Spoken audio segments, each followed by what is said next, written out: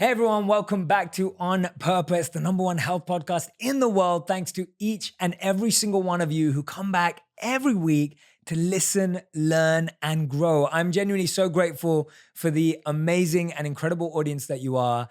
And you know that my genuine heart and job is to try and find you guests that I believe are going to help you learn and listen and grow and help you actually live the life that is full of potential, full of joy, and full of happiness.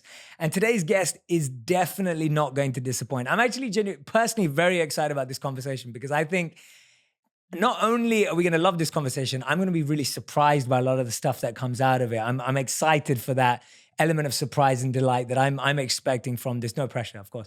But as you know, today's guest is an incredible husband, father, CEO, entrepreneur, and his new book, which is launching this year in March, is called Get Out of Your Own Way, A Skeptic's Guide to Growth and Fulfillment. We have none other than Dave Hollis. Dave, Jay, thank you for doing this. No, man. thank you for having me. I appreciate it. No, and I'm going to add this because for anyone who knows Dave, you already know what he's like. I've been admiring Dave and watching him from afar, probably for I think 1.5 years. And I only met him a couple of days ago, but we've been exchanging emails and messages back and forth. He's very prompt, first of all, which tells me lots of stuff about someone. But more than that, he's just got this beautiful aura emanating, and he has this energy which is just very it's like he can give you a hug and tell you the truth at the same time, which I think is like a very cool mix. But I'm excited to build our friendship, man, honestly. I am too. And here's the thing, as an admirer from afar for a long time, you always are somewhat leery to meet someone who you've been admiring for the risk of them letting you down, and you do not do that. So, man, I really appreciate the chance to connect in person and look forward to everything that comes, man. Yeah, absolutely. So let's dive straight into it because I feel like there's a lot of stuff we can jump into. Yep. When we talk about your book, Get Out of Your Own Way, as soon as I heard the title, I was like, I was like, that is exactly it. Like, I just couldn't, I was just with you. I was like, yes, get out of your own way. When was the first time in your life that you realized you were in your own way? I mean, here's the headline. I was and have been in my own way forever and ever, but probably had the hubris, the conceit, ego to not fully confess or admit it until maybe even just in the last decade. But after having constructed a life around a whole host of capital T truths that had been ingrained in me, that fed into an identity I thought I had to live into, started asking a bigger set of questions as I was crossing this chasm between 30 and 40, where these existential things that sometimes come up around milestone birthdays weren't just lasting for the week of the birthday. It was a longer period of time. Why am I here? What am I not doing that I could be doing? Why do I have this gift, this potential from God, our creator, that isn't fully being exploited? And if I spend the next 20 years stuck here in my way, not fully using these gifts, will I have regret? Will my kids sitting around a table at my 60th birthday have something to toast? Will I die not having done the things that I was put on this planet to do? And it was a funk at first that really had me, to be honest, not showing up as well as I'd committed to with my wife or how well I wanted to show up for my kids. And I had to do a lot of soul searching around, well, why? And the book really truly ends up being these 20 lies that I believe that at one time or another had me in my own way, that in shining the light of truth on them made them unbelievable, and in their unbelievability kept me out of my own way. That's amazing. And hearing you say that is like, now when you say it, it sounds so simple, but I'm sure the process is anything but. And what you add to it even more than the process. And, you know, in this space, you meet a lot of people who talk about like the stuff they broke through and challenges they've been through. The part that I love about yours is you sprinkle this line, a skeptic's guide, right? And it's like, you were a skeptic. Like, tell me what you were skeptical about and where that skepticism came from. Because that just, when I heard that, I was like, oh, that's just added a whole flavor for me, because I kind of see myself as indifferent. Mm-hmm. Before I was involved in this whole world, I was indifferent. I wasn't skeptical, but I wasn't pro all of this stuff. So I was indifferent. But when I hear someone specifically say skeptical, I'm like, all right, tell me about that. Yeah, I mean, it's such a variety of factors, right? My family of origin downloading software early on in my life about how you do or don't need certain things. Masculinity is defined by society telling me as a man whether I was good or not for being able to stand on my own or reach for help. I truly had a skepticism generally about the tools that I now use every single day to fully unlock the things in my life as only being reserved for people who are broken. Mm. That if you needed to use the tools of development, of growth, that it somehow indicted you for not being whole enough, worthy today. And of course, now I think completely differently. But my skepticism showed its head most when my wife, who has now written some books inside of this space, was trying to find ways to solve some of the things that were getting in her way. Anxiety, a big thing. Everyone's dealing with anxiety today. And some negative coping mechanisms, a handful of things. And so she went on this pursuit of how can I, through self-education, through books, podcasts, personal development conferences, learn why I suffer, and in understanding my suffering, stop. And to me, I was like, well, that's hocus pocus. That's snake oil. That's crazy. And if you go into these environments and accept their Kool-Aid, well, I just think that you're being scammed. And so I like clinging to some of the ways I was raised, some of the tropes about masculinity as a person that was raised inside of a church community. The idea that you could learn from someone who wasn't holding a Bible in some ways was sacrilegious. And so I just, for a host of reasons, was skeptical. And as she dove in and really started emerging into this woman that she's become, whole, just on fire for life, full of passion, motivation burning inside of her, I was stuck. I was like in this stuck place. And there was a distance growing between us that finally created enough leverage for me to toe dip some of the things that I was skeptical about. Wow, I love that. And I love hearing especially when someone in your life goes in deep. Like that can be really, really tough. It was like that for my mom, actually, because my father got really into spirituality when I was about 10. And he just took a massive deep dive into a spiritual search. He was like going to every religious conference and all of these different backgrounds in personal development and self-growth. And for my mom and me as a 10-year-old kid, it was a massive shock as to how much it changed our lifestyle and the choices we made and the holidays we went on and all that kind of stuff. By the way, I was not a fan. I may have toe dipped, but I maybe skipped the part where as she comes back from her first personal development conference and is on fire for her life, I am begrudging her. I am resentful almost. And it feels sad for me to say it. Like I'm not rooting for my wife, my best friend, partner for life to be the best version of herself. But it was really more a reflection of how stuck I was that she was so able to reach for more. And as she got up at 5 a.m. to jumpstart her day, I'd roll over, make a grunt in disapproval of her wanting to live her best life as I was truly descending into a version of my worst. So it took us some time. The turning point, to be even like put a finer point on it, was when I'd just stuck for such a long period of time. As she continued to grow, we had to have the hardest conversation of our marriage. And that was if I, Rachel, were to continue to reach for growth because of it being one of, if not the most important commodity that I value in life, and you, Dave, decide to stay stuck or really descend into a lesser version of yourself, as that trajectory creates greater distance between us. In 3 months, will we still make out? In 6 months, will we still go on dates? In 3 years, will we still be married? And I knew the answer to each. And the leverage of connecting to the reality that inaction would create disruption for the things I cared and loved about most was powerful. I mean, I am paint the most terrifying picture and let that get you up and going in the day. Yeah, I love that. And sometimes there is no other way than actually almost fast forwarding and wondering where's this going right now. But do you think that, I'm fascinated by this, I don't know what you're going to say, but do you think that skepticism actually made you better at practicing it? Like, do you think that skepticism actually made you be more fast and present and smart when you were in there so that you could apply these tools quicker? Was it useful in any way?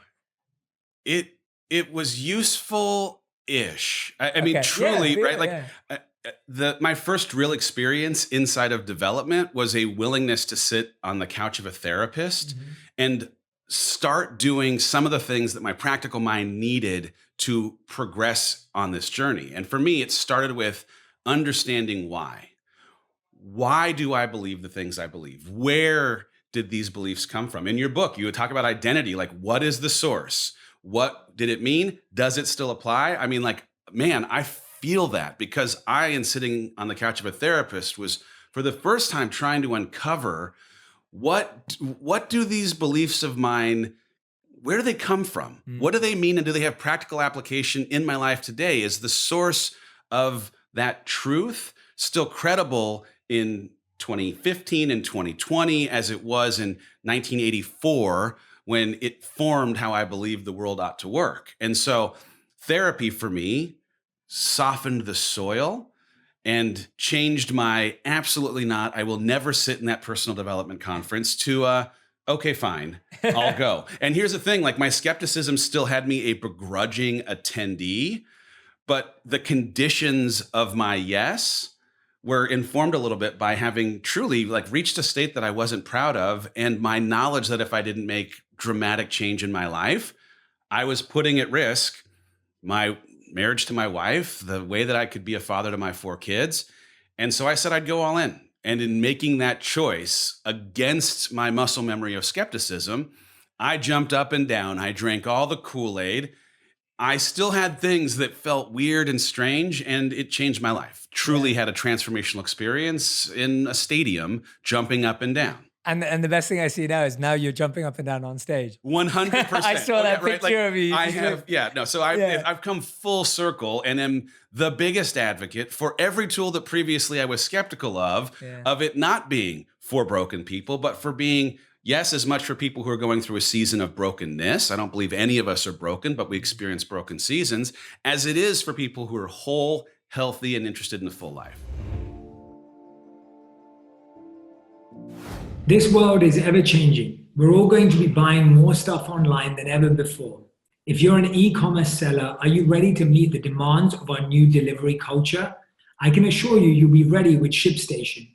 Why ShipStation? When you're selling online, getting a lot of orders out fast can be tough. You'll run into issues of keeping track of who gets what, which shipping carrier should you use, are you getting the best rates, and many more. So simplifying your shipping and prevent headaches with ShipStation. That's exactly why I use them. That's why you need ShipStation.com. It's the fastest, easiest, and most affordable way to manage and ship your orders. Just a few clicks and you'll be managing your orders, printing out labels, and getting your product to happy customers. ShipStation makes it easy. ShipStation helps online sellers for any size get orders out quickly, save money on shipping costs, and keep customers happy. No matter where you're selling, Amazon, Etsy, or your own website, ShipStation brings all your orders into one simple interface, making them really easy to manage from any device, even your cell phone. My team and I use and trust ShipStation. We want to make sure our orders get out on time, reach their destination, and more importantly, we want the best deals. We get all 3 with them. No wonder ShipStation is the #1 choice of online sellers. You'll ship more in less time with the best rates available. And right now, On Purpose listeners can try ShipStation free for 60 days when you use the offer code PURPOSE. Make sure your business is ready to meet the demands of delivery culture. Get started at ShipStation.com today. Click on the microphone at the top of the homepage and type in PURPOSE. That's ShipStation.com, then enter the code PURPOSE using the microphone at the top. ShipStation.com, make ship happen. I genuinely never get tired talking about this app. I use it every single day. It helps me understand books and information quicker and simplifies the process. Blinkist has made it so easy for me to read so much more and helps me stay on schedule. I know that in today's era, it's so easy to be pulled in every direction and never feel that you have enough time, even when you're at home all day. And this really helps reading become simpler or listening become simpler for you. Blinkist is the only app that takes the best key takeaways, the need-to-know information from thousands of nonfiction books and condenses them down into 15 minutes so you can read or listen to them. As you know, I love reading autobiographies and they're usually pretty long. So before I start reading one, I use Blinkist to filter if it's a book I will truly enjoy. It's the easiest way to consume great books. I enjoy using Blinkist whenever I'm traveling, when we were, but I also love using it indoors on my iPad.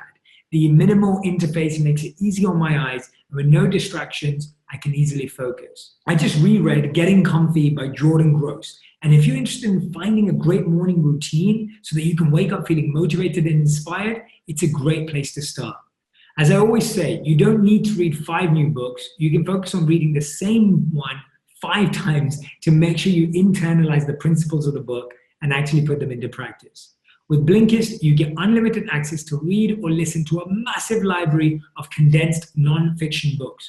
All the books you want and for all one low price. Right now, for a limited time, Blinkist has a special offer just for our audience. Go to Blinkist.com/J and try it free for 7 days and save 25% off your new subscription. That's Blinkist, spelled Blinkist.com/J to start your free 7-day trial. And you'll also save 25% off, but only when you sign up at Blinkist.com/J. Yeah, absolutely. No, I love hearing that. And I love that you didn't have to wait till it all went wrong. Like you had the foresight, you had the ability to go, this is getting bad. This could go there. Let's rein it in, right? Because I think for a lot of us, we wait till everything kind of goes totally bad. And sometimes it's harder to recover from that. Well, yeah. This idea of irreconcilable differences, as a for example, I originally in my years thought of it as a line that frankly people concocted when they were too lazy to work on their relationship. And I can see now with 100% clarity that I was very much on the beginning journey down a path of reconcilability with my wife in a way that, man, thank goodness we saw that we were headed down that way. It was still something that we could fix. It was still something that I could change. But too many people don't take the temperature until they're so far in the pot that they don't realize that the water's boiling. Yeah. I'm interested in how your friends took it with you. Like how did they respond to your change? Because you go from being this skeptic, you go from being this person who's like not sure what my wife's doing, and then, maybe a year later or however long the period was, you're now in to that same world. How have your friends or family or whoever was involved in your life who knew you as the old Dave reacted to your change? Well, what's crazy is the outcome of the work starting was a decision to wholesale change our life. And that is, I, for 17 years, had worked at the Walt Disney Company. When I'm having this crisis moment, I am outside world having a very successful career. I am the head of sales at the Walt Disney Company's movie studio, the president of distribution, had been for 7 years, putting the Marvel, Lucas, Pixar, Disney animation films into movie theaters. It's a great job, but I'm feeling this sense of unfulfillment in part because of how strong the team is, how strong the leaders are, how strong the films are, not having to work as hard to have success. You or I, regardless of our qualifications, could sell Avengers and Star Wars films to movie theaters. Trust me, they will take them, right? But my decision in the aftermath of the aha moments inside of this personal development environment was this connection between growth and fulfillment. That my unfulfillment was a signal of not being in a posture to grow. And so rather than wait for someone else to create an opportunity for me to grow, I had to take action to create growth. So I left a job that most don't leave to pursue impact and work with my wife, moved our family from Los Angeles to Austin. And that decision to a person, as much as it was, yes, a manifestation and reflection of my adopting personal development and this work, it did not make sense to a single human in our circle. When I told people, hey, I'm going to leave this job, they were wondering if I'd lost my mind. And by the way, if shoe were on the other foot, I'd be asking the same set of questions. But I left what I knew for what I needed. I left security and a harbor that, kept my boat safe and did not rock it with any waves for the perilous water that sits outside of the harbor, because that's where I could grow and in that growth feel fulfilled. How did you get to the point of feeling comfortable or open to that uncertainty? Because you're going from a very certain role. I'm sure you had another promotion coming up or another journey. How did you open yourself up to the fact that there was some new uncertainty, new skills you'd have to learn, wouldn't be selling Avengers anymore? Like, that sounds like an uncertain step It was to uncertain. some degree. Now, here's the thing. It was uncertain. My wife has had a couple of big books, and the last of Amazing, hers, by the right? way. Incredible, by the way. Thank you. Yeah. And before Girl Wash Your Face came out, we made this choice. So as much as I'd read the book, I had a sense of what I believed its impact could be. I could have never captured what its impact would actually be. But she'd spent a long time working on building a company that was at a tipping point that she knew she needed to bring an operator in to offset some of what she brings as a visionary creator. And I happened to possess skills as a practical, pragmatic operator it was either me or someone else that might come in. And considering that I had really had this light bulb go off, man, you're not currently in a position to grow, and you don't know how to do any of the things that you'd be doing in this future with your wife. You don't know how to work together. You don't know how to work outside of a corporate environment.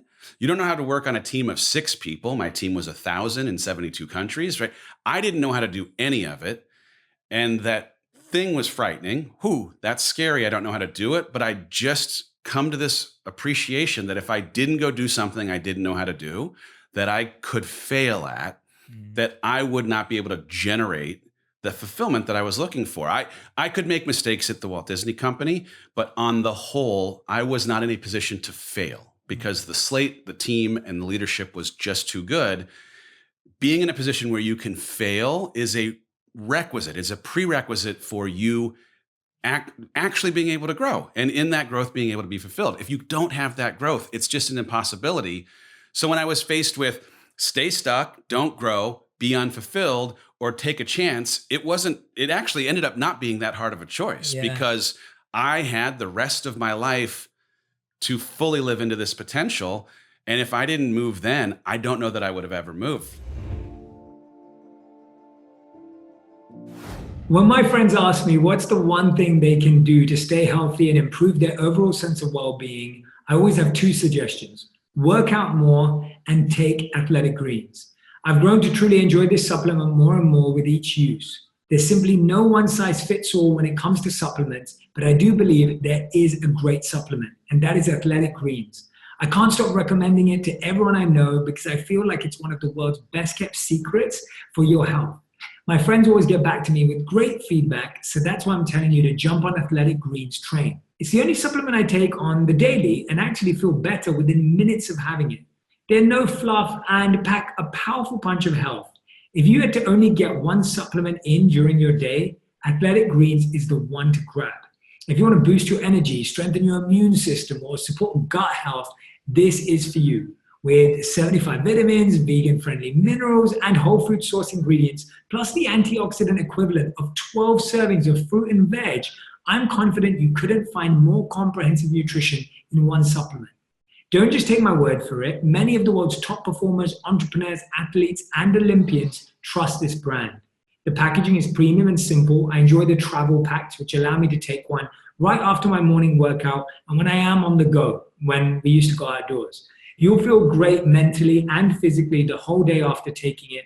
No weird stomach pains or digestive issues. This year, be sure to focus on your immunity, energy, and gut health. Athletic Greens all the way. Whether you're taking a step towards a healthier lifestyle or you're an athlete pushing for better performance, Athletic Greens takes the guesswork out of everyday good health. Why not just try it? Jump over to athleticgreens.com/purpose and claim my special offer today. 20 free travel packs valued at $79 with your first purchase. That's athleticgreens.com/purpose. That's amazing. That's insane. I feel like for so many people, it takes a lot of courage to do that. And we got to, regardless of what had been built and what had already worked, it still takes so much. And I don't think that should be underestimated. I appreciate that. Yeah. I will say this. What's interesting is people assume that it takes a lot of courage often because of what other people who are watching will think of your decision to do something that lives outside of the construct of value that they've created, right? Every person that worked at the company, the team that had, been working with me for the 7 years of the 17, it didn't make sense to them. Because to a person on my team, they were working toward my job, and the idea that I'd leave it voluntarily didn't make sense, right? So the courage, the bravery in part is because of the weight that we often afford to what other people are thinking about our departing from their set of values or the construct that they've built. And the gift in this is that no one was thinking about me. And I say that in no way that indicts any of them. They are human like you, JR, and that like I am. We have a primary instinct to be considerate of ourselves. Yes. And they do too. And in the book, I talk about a story where I'd concocted this conspiracy theory that they were told to not get back in touch with me after I left for the time that went by when I didn't hear from people. And there was no conspiracy theory. All right. They were busy working on their lives, their things at work. And it's, there's a weird part of ego that needs to feel like we'd be missed, that everything would crumble around us. Yeah.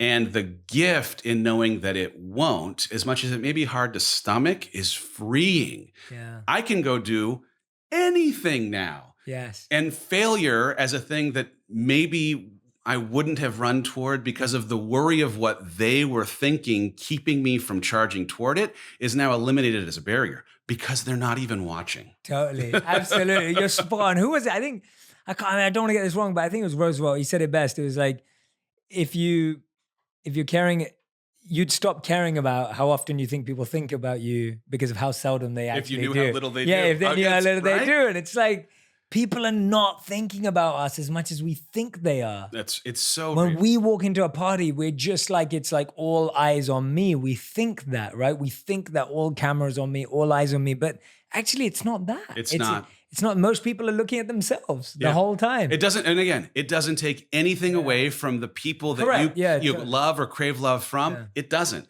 It's just a reflection of their humanity. And once you can connect to that, the way that you run towards trying things that you inevitably will not be great at completely changes. I mean, I've really, in this role, the last 2 years of working with my wife and trying to scale a company, I've had to attach myself to the people I respect most and their stories of failure, because there isn't a single one of them that is standing on top of something I admire.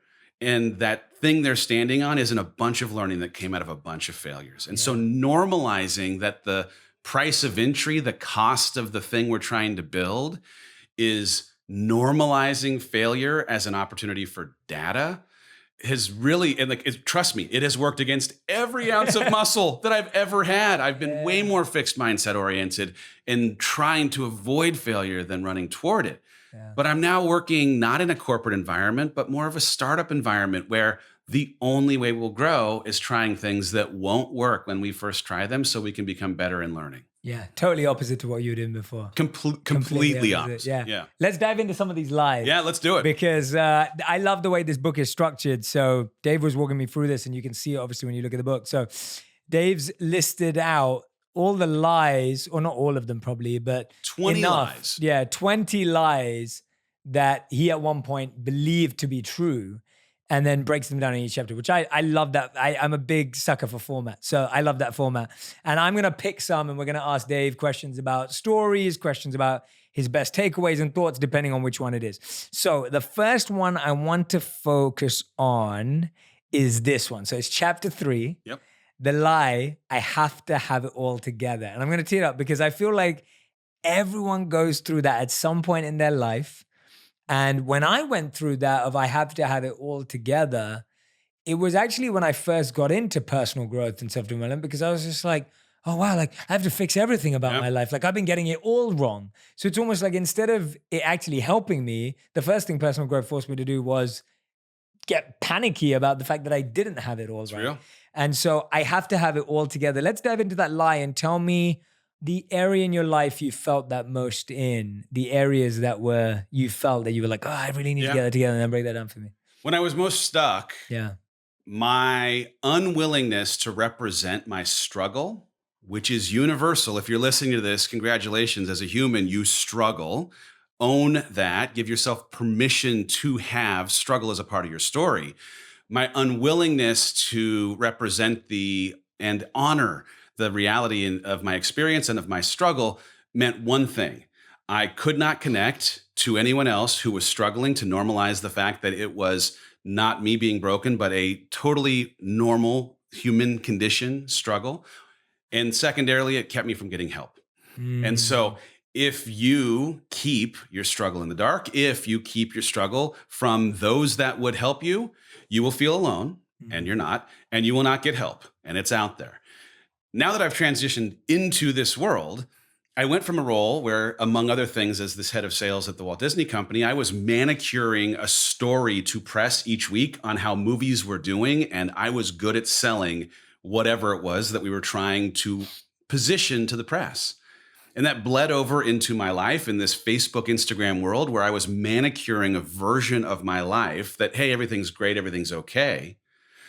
And now in this world where we exist as a company to put tools in people's hands to help them take control of their lives, modeling that we also struggle was a thing at the beginning I really struggled to do. That's a lot of struggle in one sentence.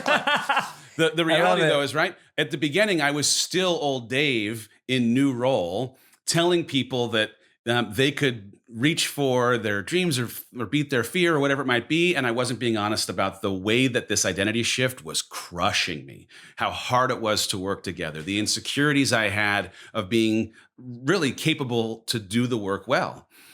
And this book, 2 years of live streams and podcasts and everything else have completely rewritten what it's meant for me to own my experiences. And in the owning of it, I've been able to connect better with the people who are looking so badly for connection. And as a person who's perpetually, like for the rest of my life, looking for help, because I used to have help as a thing that was an indicator of me not being good, whole, or worthy. I need help every day from now until the rest of time because I'm always growing into a better, more complicated version of myself.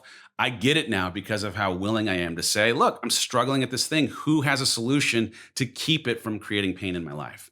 Yeah, for sure. I mean, what you just said there, like the accepting that you're going to need help every single day, like just being okay with that, because you're so right. Like we so push away help in all its forms.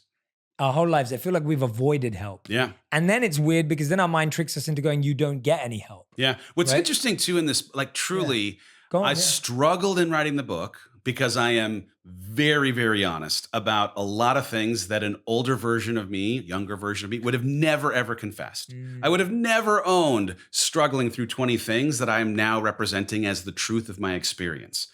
But in having owned them, I have taken the power that used to hold me down with shame, with insecurity, and completely reframed it as the power that I stand on top of for having become a warrior because of, equipped because of, capable because of the struggle.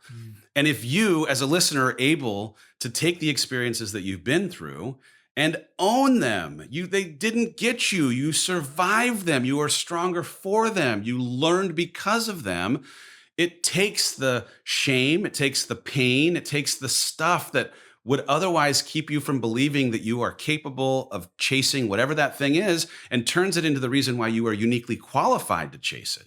Yeah, absolutely. And you do that exactly this. Literally chapter 4, Dave starts telling us the lie, a drink will make this better. Oh. And you get, like you've mentioning, you're getting super vulnerable here. Like you're so open, and it's great to see that, because I think that this is what's going to help the audience. Even hearing what you just said now, it's like we can only do it when we see our heroes do it. And that's, you were talking about Avengers earlier. That's one of the reasons why I love Avengers. Yeah. Because to me, Avengers is a bunch of people with a lot of issues. Like each of them have so many issues, but they use all of those issues in trying to help the world. They become their strength. They become their strength. I had a casual relationship with alcohol for most of my adult life. Drink after work, couple drinks, bad day, long day, triggering day, 3 drinks, right? Take the rough edges off the end of a long day. And in the transition in identity, in becoming accustomed to this new life, in the worry of what other people were thinking, in the grappling with all of it, what was a casual relationship turned into something that wasn't. And what I realized is I had made this decision. I got this little tattoo on my arm. Yeah. A ship is safe in harbor, but that's not what ships were built for, right? Yes. I am the ship. I was built for this. I made this decision to leave the harbor. I'm now chasing the growth that the waves will create. But when the waves get too rocky and trigger my anxiety and my imposter syndrome and the worry of what other people are thinking, I'm having a drink to reduce the rockiness of the waves at the expense of the growth that I was chasing. You don't get the growth when you're muting the benefit that would have come from those waves. So I had to learn that coping mechanism, it can't be applied as a local anesthetic, right? You can't have a drink just for your anxiety without muting your joy. You can't have a drink to mute your fear without muting your opportunity to grow. Wow. And Yeah. so I had to find a new coping mechanism. By the way, the triggers, they still exist. In fact, with the way that I'm pursuing what I'm pursuing, they're coming at a faster rate. I needed to find something else. So I substituted bottles for running shoes. And as a sign of how much I've had to run in the year that I've stopped drinking, I've run about 900 miles. That's insane. Lots of running, but it's therapy. It's a productive way of processing the fear and the anxiety and the insecurity that comes up in a way that still affords me the opportunity to show up well for my team, my wife, my kids, and allows me, as I lay my head on the pillow at night, when I'm alone with my own thoughts, to have pride for how I've taken control of a thing that previously was controlling me. I've never heard it put that way. I love that. I've never heard it put that way, that when you're taking the edge off the anxiety, that's actually taking the edge off the joy. It is. Like, that's phenomenal. That's such a great way of looking at it, because you're so right. There's no, you can't be selective about what it takes off. No. And it's a trick. I mean, truly, like society, the like way that your family of origin maybe used the thing that you now use. Yeah. You've convinced yourself that, oh no, this is just the nice way to segue out of a long day into a soft, landing an evening. But you can't actually appreciate the breaking down of the muscle if you're muting the fruit that would have otherwise come from it. You have to sit in it. Brendan says you have to honor the struggle. And I've really, truly come to appreciate that that's a part of my journey as much as anything. Yeah. Who's listening to these lies, listening or watching right now going, wow, I've told myself some of these lies. I know I have. Like, these are just, whatever your thing is, you may not have been drinks for you. It could have been something totally different. But the point is, you have told yourself at some point that something bad for you is good at taking the edge off. For me, I mean, my worst enemy a long time was sugar. Right? It was just tons of sugar. I grew up eating 4 chocolate products a day, like literally a chocolate biscuit, a chocolate bar, a chocolate yogurt, and a chocolate ice cream. And so I was addicted to chocolate. And people don't even realize how bad sugar can be. So sometimes you're thinking, oh, it's just sugar. But it's like, no, sugar can be terrible. And the other thing I had growing up was experimenting with drugs. Yeah. And I was experimenting with a ton of drugs, and I just did not realize it until I saw someone go through a really bad experience with drugs. It didn't hit me in the face as to how bad it was. Yeah. And I always think that if we're not exposed to stories and people who have shed that pain, and sometimes you see someone who's still going through it, you just can't stop it. So I'm really happy you're talking about it. Thank you. Now, because I think it was hard to write, I'll be honest. Yeah. And it's hard to write, and one of the proudest chapters. Why was of the it book. hard to write, really? Like, why was it genuinely hard for you? It was hard because admitting that something got away from me is something that I'm, I don't have shame for it still, but I had shame for it at the time. Yeah. It was hard to have to look myself in the mirror, sit across from my wife and have a hard conversation about having let something that I'd convinced myself I was completely and totally in control of become something that was subconsciously or unconsciously a crutch to get through hard things. And I, like any human, you don't want to have to admit that you're having to do something that isn't great for you to get through a hard thing. I'd like to have thought I was stronger for it. I feel way stronger now for having come through a season where it was, really working against me. And if you're right now struggling with something and you're worried that maybe it'll take too much time or you don't know if you can do it, I am telling you, you can go from a low to a high in a very short amount of time just by considering what you could replace that bad habit with in terms of coping mechanism. Go from positive to negative, or negative to positive. Oh, And I know you love the book, The Power of Habit. I love. Yeah. I've seen you recommend it before, and yeah, it's so true. And but tell me now, what happens now when, like you're saying, you're probably invited to more events, you're probably invited to more parties, you're probably invited to more networking events.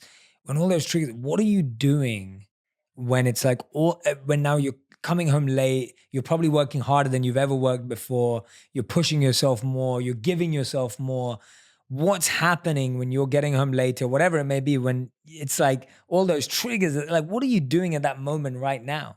Well, I mean, I've gone through this interesting process of it's a math equation in my mind. Yeah, go for it. If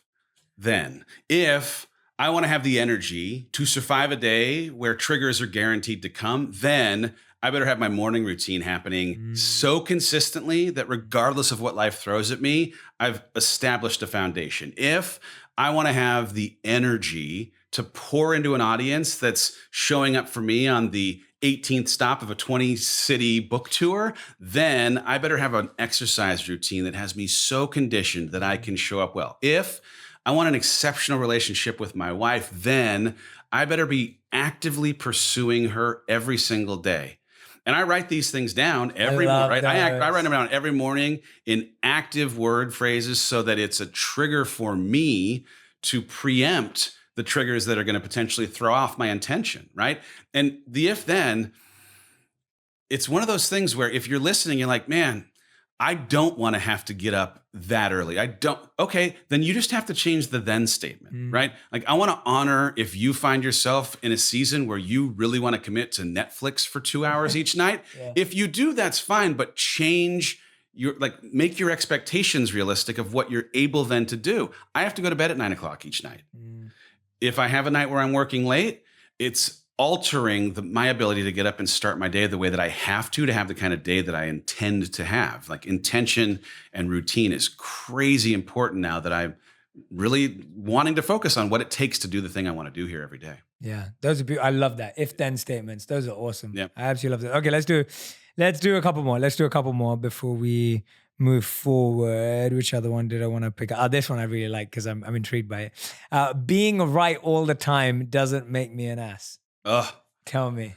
I mean, if there were a debate club, I'd still be auditioning to be captain. It's like your greatest strengths are your greatest weaknesses. And arguing, negotiation, having worked in sales for a good part of my life, whether it's ego or whatever it is, right? Like winning arguments to me was affirming things for my ego at the expense of my personal brand, at the expense of my relationships, right? Like you talk in your book about the difference between ego and self-esteem.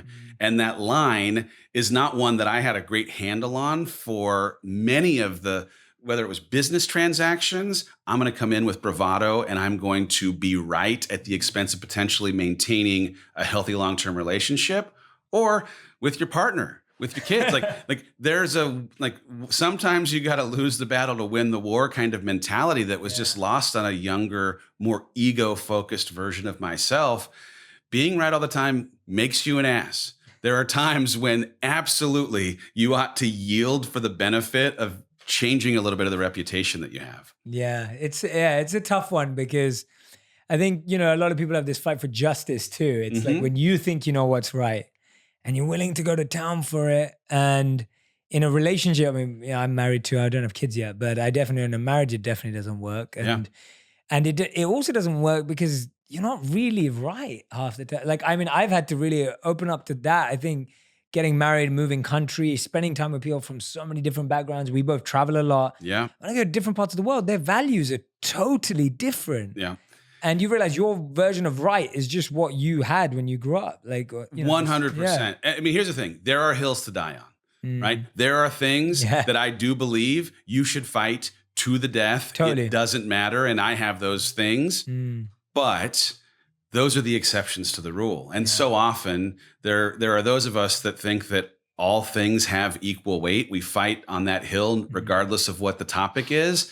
And to me, the sign of maturity is having some objectivity for the sliding scale of which things really matter and which things you can bite your tongue and wait until some other time to see if there's another way to shape someone's opinion. Yeah, for me, lose the battle, win the war, or lose the battles, win the war has been like, I have lost so many battles in my life, Yeah. whether it's been business, relationships, work, career. Like, I have lost so many battles and I will gladly lose them.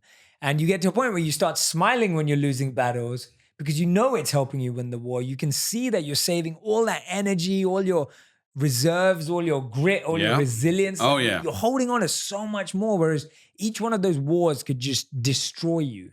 My wife and I worked together for the first time in our life in this last 2 years. And it has been the best 2 years of our marriage. It's been the hardest 2 years of our marriage.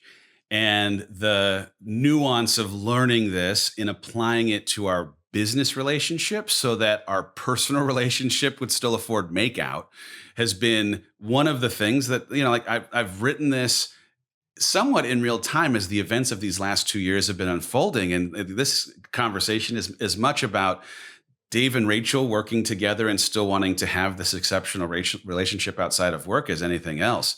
It's hard work. If you work with your partner, but the decision to, fight for the things that actually matter and then yield to the things that will afford you to still like each other as much as you love each other, that's important too. And have you found that working together, because I've never worked with my wife professionally and it's not part of our plan in the work we do, at least for now, you never know. I mean, things.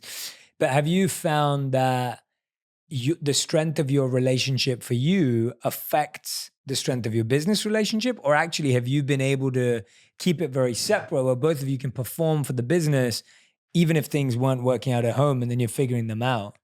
And then how hard is either of them? It's interesting because we've changed the nature of our relationship because of the responsibility of our business. Yes. And so we would both, I think, self-identify as recovering codependents, where our interest in keeping the other person happy, even if sometimes it tipped into unhealthy, like we're not going to talk about this thing that we probably ought to talk about, that was a version of our past that in working together, we quickly had to change. And that meant like really embracing radical candor. Kim Scott's got a great book called Radical Candor. This idea of like responsibly and respectfully bringing up things that are hard in the moment for the benefit of not letting them fester and spoil. Our team, it's grown pretty quick. We got a 65-person team. Mommy and daddy can't be fighting or they will lose focus. They will worry about the direction of the team. We don't want to fight.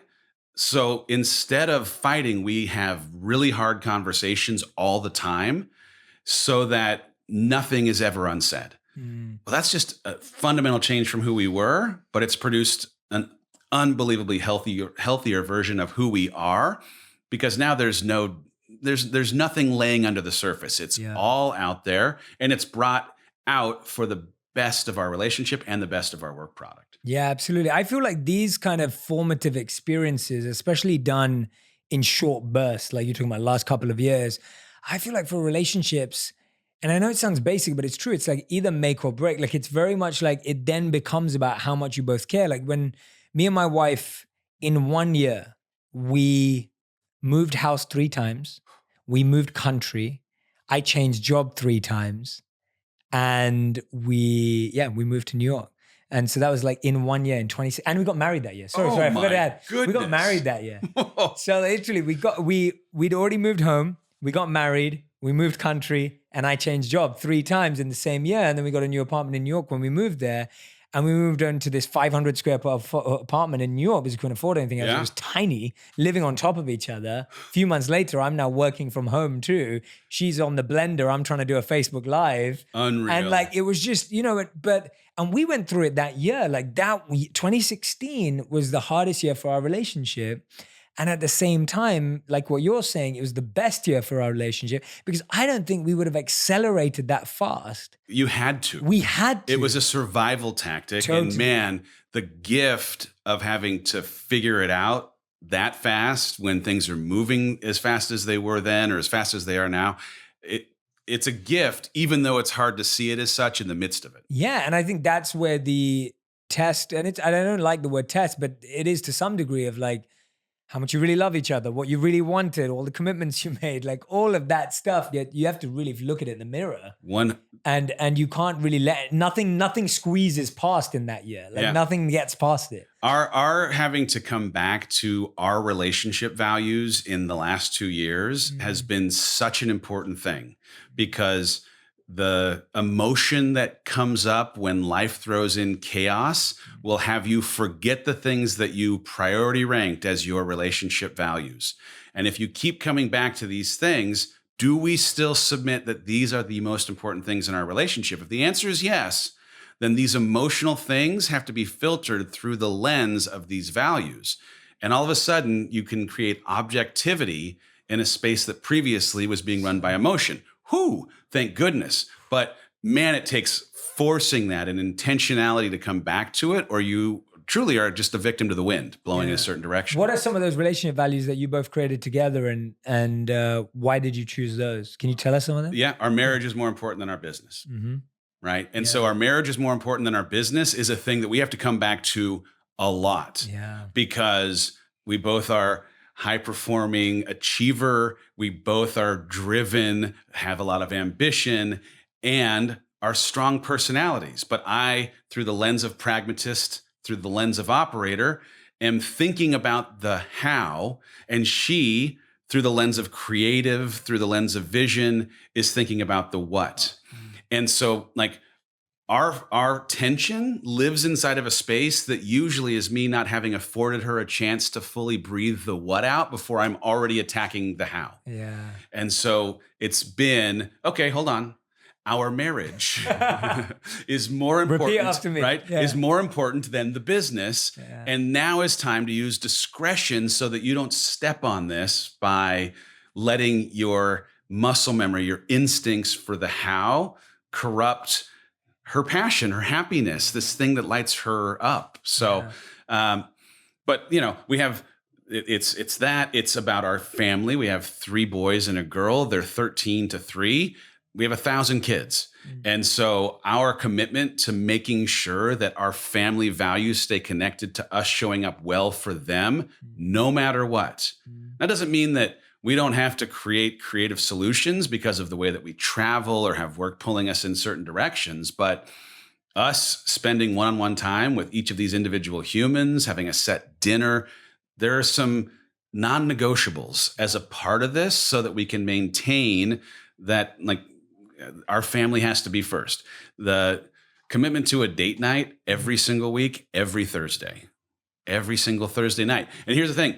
In the last 2 years, this hardest and best 2 years of our life, we went on plenty of dates where we loved each other more than we liked each other, right? We were in seasons of conflict. We just had 4 of those hard, candid conversations with each other, but we were committed to keeping the frequency of connecting in a date night, even though it was hard to want to go sometimes because we just didn't want to let too much time ever get between the last time we really were intentional about creating that space. What's your favorite date night activity? We love to try new restaurants, but honestly, our favorite lately has been anything that requires us pushing ourselves physically, which is like crazy. Cool. It's like such a departure from who we ever were in the first 10 years of our marriage, but we both are now becoming long distance runners. We've just anything that gets us out and makes us have to do something physical has been like, it's been our jam lately. And we really are staying connected. Like move your body, change your mind has really been a mantra of ours in a season of needing to always change our mind. So whether it's, you know, during the day, hey, you're starting to feel the funk, get up, turn on some music, jump around. Or if it's, hey, you're feeling triggered, go on a long run, we carry that into some of the date experiences that we have because it's in that, like, let's go push ourselves to do something that's a little bit crazy, zany, different. We're finding a way to connect through those experiences in ways that just sitting in a movie or just sitting at a dinner wouldn't necessarily provoke us, you know, having that same kind of experience. Yeah, I love that. And especially when you conquer challenges together. Oh, yeah. There is so much bonding in that. It's like a team sport. We had the craziest experience of the year. Truly, at the end of the year, we look back, what was the most formative experience of the year? We had a recommitment ceremony on the side of a hill in Ireland, 15 years of being married. It was amazing. But for me, We climbed this mountain 13 times to Everest. We like 29,000 feet of climbing, Jesse Itzler's event, bananas. Yeah.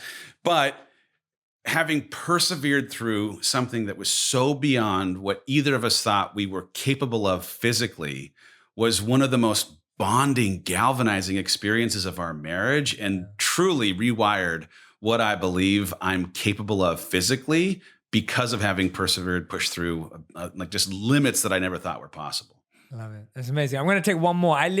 So I'm looking down this right now and I want to take 7 more. So I'm going to pick one more, chapter number 17. The lie is things that are possible for other people are not possible for me.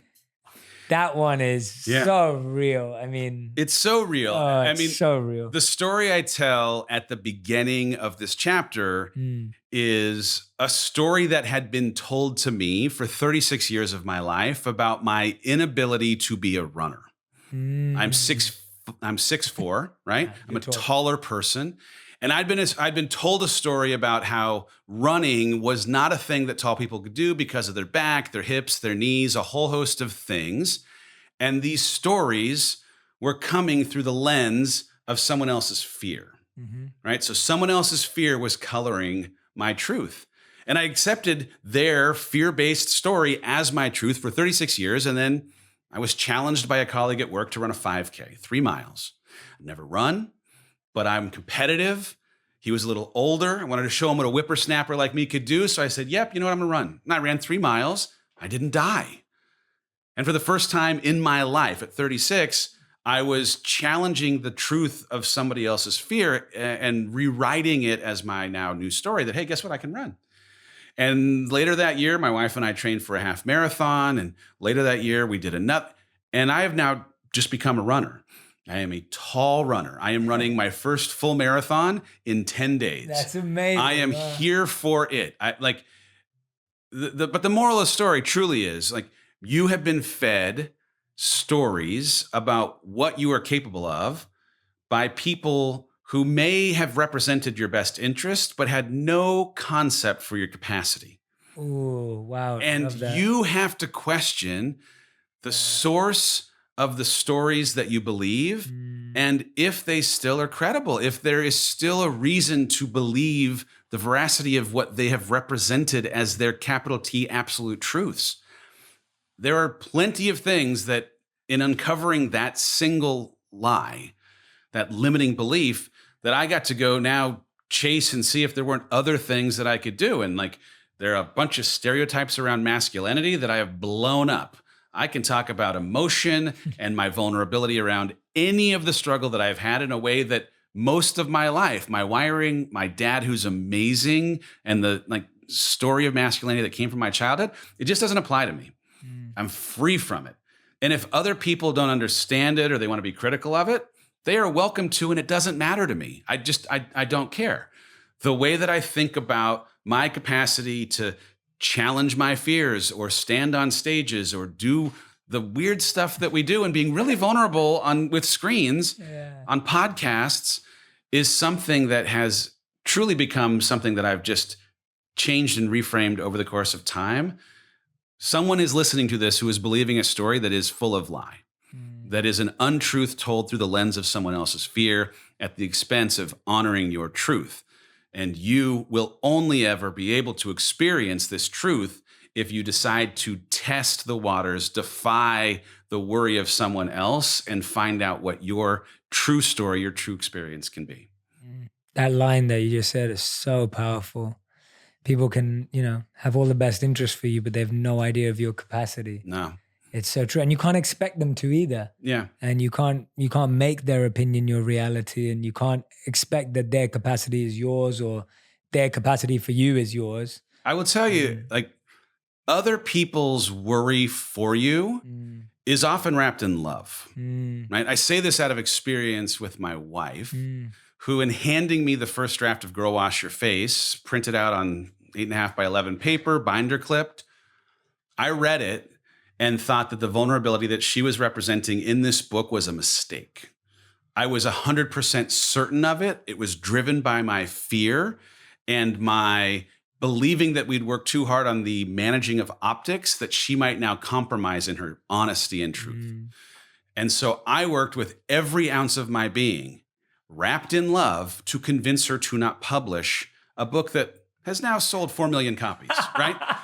Like a book that, frankly, because of the thousands of letters that I've read of its impact, actually afforded me the opportunity to write this book. I love but that.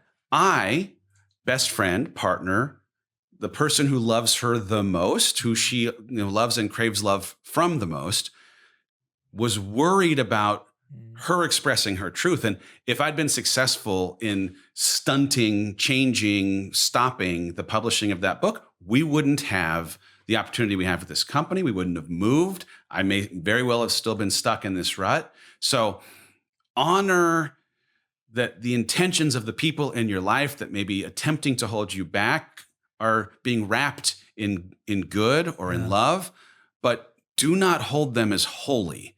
Do not hold them as a 100% truth, because they may very well just be a manifestation of their fear.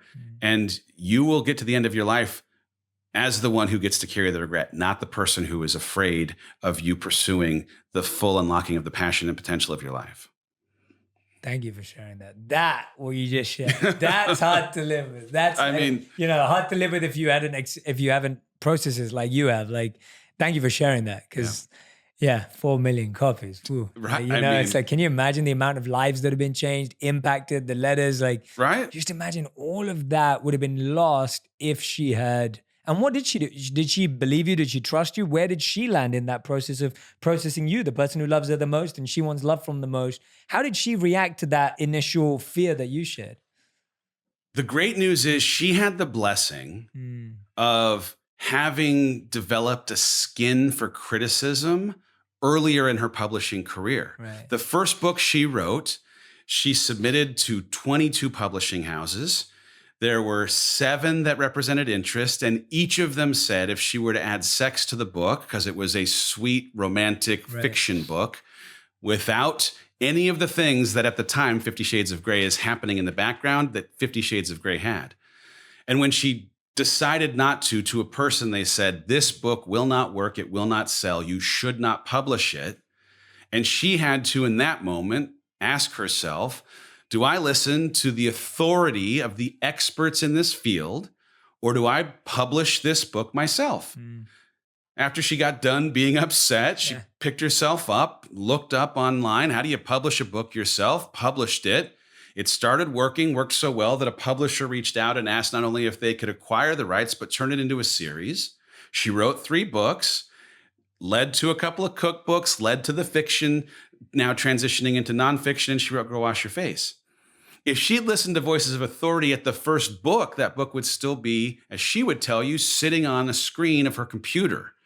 So she, bless her, had from the word go this belief in self that was stronger than the voice of authority.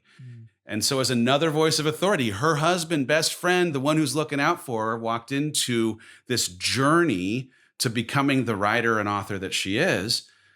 She had at least a track record and muscle memory herself of having pushed past the expert opinion of authorities in the space because of her staying grounded and connected to her truth and not their worry. Thank you, man. Thank you for sharing that too. Yeah, so powerful. So powerful.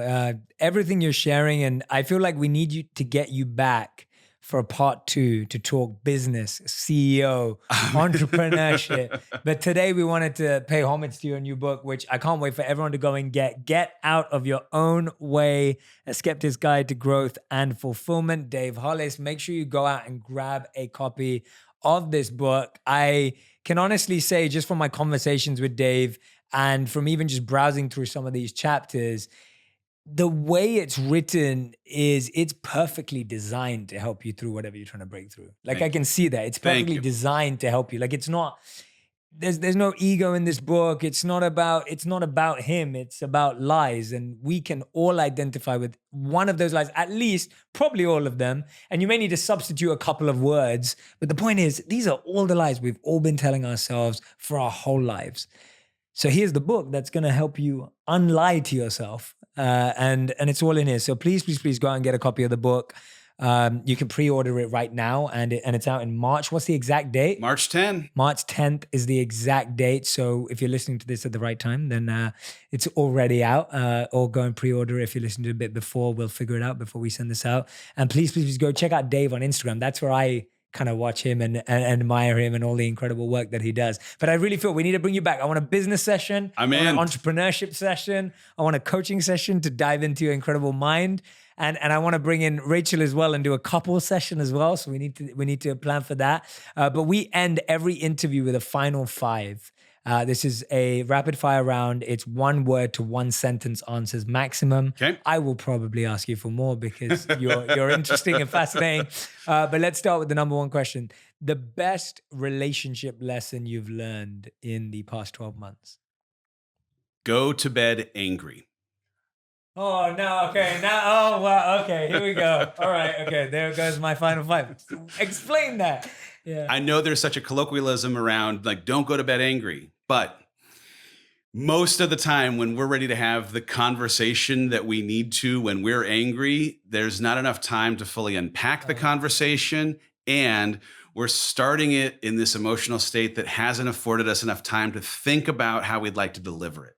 So I would rather have backs turned, fall asleep, let some of the emotion go, and then have an objective conversation when you've been able to think about how you can represent your perspective in a way that they can hear it, and how you can hear them without formulating your response. Because every time we've had a conversation right before bedtime, it's, I'm not really listening. I am arming a response to the thing that you're saying, and it never, ever works out. So go to bed angry. Okay, so you need to come back for a relationship session also. That's brilliant. And that's so true. So my wife taught me that because I'm one of these people that's like, let's work it out. Let's figure it out. And I'm good even in the moment at putting my emotion aside to some degree, but my wife's always been the one who's like, no, I need to process this. Let me think about it. And so often when we first got together, I'd be that guy going, we can't go to sleep. We're not going to sleep angry. Yeah. Like I'd be that guy. And then she'd be like, no. I need time to process it. I'm like, no, we have to do it right now. And it took me a while, but she That's trained good. me in that direction. That's So- good. So you and my wife are in agreement in. on this one. So, okay, awesome. The best business lesson you've learned in the last 12 months? We've had this opportunity, unbelievably, to learn from John Maxwell. He's become a mentor of Rachel's, and he gave us this word: a leader never has 2 good days in a row. Wow. Okay, I've never heard that before. You want to Yeah. use more than one ruining it. sentence? I'm ruining it. You're great at this, by the way. Here's the headline. Go for it. Yeah. If you're pursuing something of consequence, if you're pursuing something that matters, that's going to have impact, it comes with the guarantee that things will inevitably go wrong, because nothing of impact is simple. And if you are someone who's adverse to the idea of having bad days, then you're not creating something that matters. And coming out of my corporate environment, trust me, I really struggled with this idea that things could go wrong at the frequency that they feel like they are, until I realized that the company that we're trying to be 5 years from now will not come into existence if we don't have as many bad days as we do good, because the bad days are the one that help us grow. Totally. Yeah. I love that. Great answer, by the way. Thank you. Okay. Third, what is the best lesson you've learned for yourself in the last 12 months? Like the lesson you've learned about yourself? So I thought that the hardest decision, or the hard decision that I made, was leaving the harbor, leaving certainty for the opportunity to grow, that leaving Disney for this entrepreneurial journey, doing this work together, was the hard choice. And what I've come to appreciate is that leaving the harbor is a hard choice, but staying on the boat in the waves is harder. And so true. And so I want to encourage anyone who feels like they need to make life change, who it's now time for you to leave this harbor of certainty and security for the opportunity to grow. Yep. Be prepared for that being triggering and tough, but also the point is that leaving the harbor is hard. Mm.